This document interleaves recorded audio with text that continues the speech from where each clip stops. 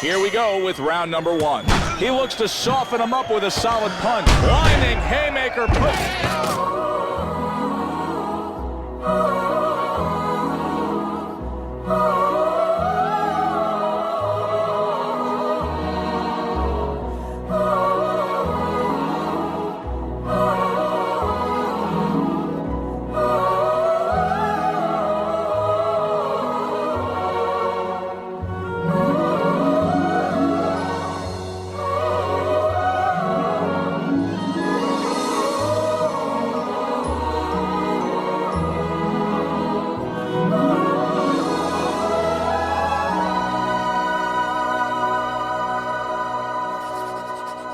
When it comes to the best boxing game ever, many players will mention Fight Night Round 4, Fight Night Champion or Fight Night 2004. But why is Fight Night Round 2 in my opinion the undisputed champion?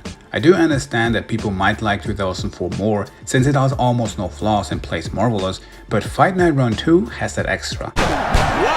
Round 2 has aged phenomenal, from physics to graphics and the soundtrack. This game is a boxing game that I always come back when I feel the need to throw some hands. This is the kind of thing that just tickles my balls. That was illegal. Released back in 2005 by EA Chicago, the game includes 36 licensed boxers including Muhammad Ali, Sugar Ray Leonard, Evander Holyfield, Roy Jones Jr., cover star Bernard Hopkins, and many more. And if you wonder where's Tyson, Hi, I'm Mike Tyson. Watch me fight Peter McNeely on Cock Cable. Cock. unfortunately he isn't available in round 2. You can jump straight into exhibition fights or go to my career mode and climb the ladder of the world of boxing. Before we go in there, let me introduce you into the game mechanics of Fight Night Round 2 and why a lot of people will probably not agree with me, round 2 being the GOAT.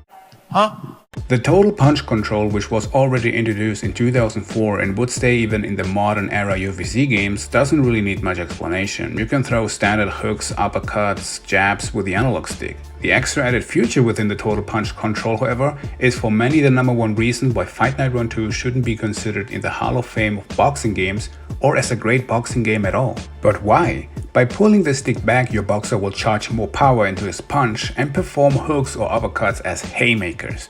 You see if your punch is fully charged by the little indicator next to your boxer's energy and stamina. If you have a quick thumb, you can perform devastating combos with such incredible power that will make you feel like Prime Tyson. With enough speed and stamina, you can even unleash a wave of 1, 2, 3 or even 4 haymakers in a row. The head causes him to stumble back. This is a true test to his strength. This will do a ridiculous amount of damage. Speaking of damage, a well-placed haymaker after a parry or dodge can lead to an instant knockdown. Nice 3-punch combination. His mouth is just beginning to swell.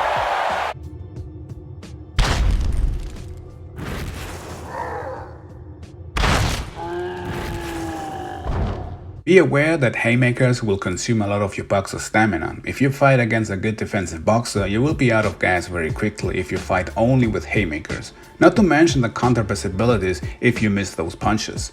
While explaining this, you might have noticed that the haymaker sounds like an absolute powerful, maybe too powerful tool for your boxing game. And that is the problem. Haymakers have been seen from the community as OP, which is understandable. Haymakers are easy and fast to pull with minimum risk and too much reward. See, no matter if you throw a strong haymaker, uppercut or a standard jab, recovery time is the same, and while the game punishes you with a good amount of stamina if you miss haymakers, it really should be more. In fact, you should be far more vulnerable when executing such a wild punch. Now that I have mentioned the biggest flaw in the game, the question is here, is that a deal breaker? Is this OP tool ruining the game? The answer is no. Sometimes in video games you need to sacrifice realism to have more fun with the game. I will mention that if you put some hours in the game, you can pretty much well tell if you play against a player who is excessively abusing the haymakers and deal with them very good. It's just that you will create a sixth sense for that after putting some hours with the game. Get the swelling on that right side. Look at that eye. A feature that has been positively received by most players is the EA cutman. During the break, you have to treat your boxer's swelling or cuts. The more damage a fighter has, the more likely the fight will end with a TKO. So this is a good opportunity to treat swellings and prevent them from closing the eye or stop the bleeding from cuts. This is also a good indicator of which spots might need better defending. During your treatment, you can see the damage done here. Boxers will not only have individual swelling points, but also sometimes broken noses with blood coming out.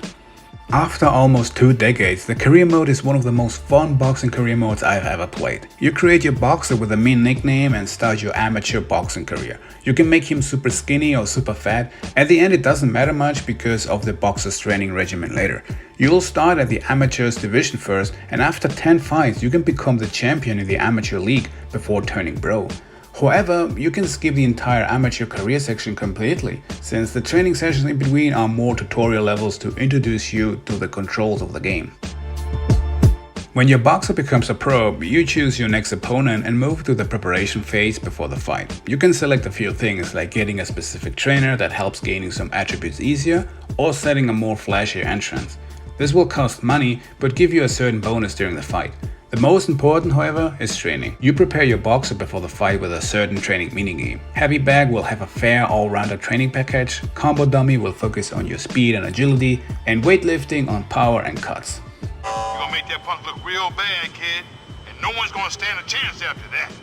Depending on what you focus, you'll see your boxer's results not only in your stats but also in the appearance. Focusing on speed will make your boxer thinner and ripped. Focusing on power and your boxer will look like a beast. This will not only be in a positive way noticeable. For example, if you change your weight class, your boxer will go through a body transformation which represents well in the game how much stress fighters put in their body during that process. Also, if you train too aggressive or not enough, your boxer is going to lose stat points. This will also happen as soon as your boxer hits 40s. He will start to decline in ratings. It's then to you to decide if you want to fight more or retire.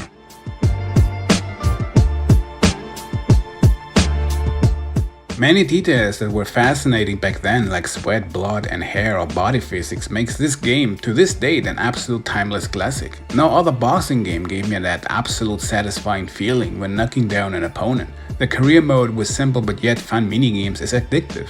The soundtrack adds the cherry on top. This is what Fight Night Run 2 is, in my opinion, the greatest of all time boxing games.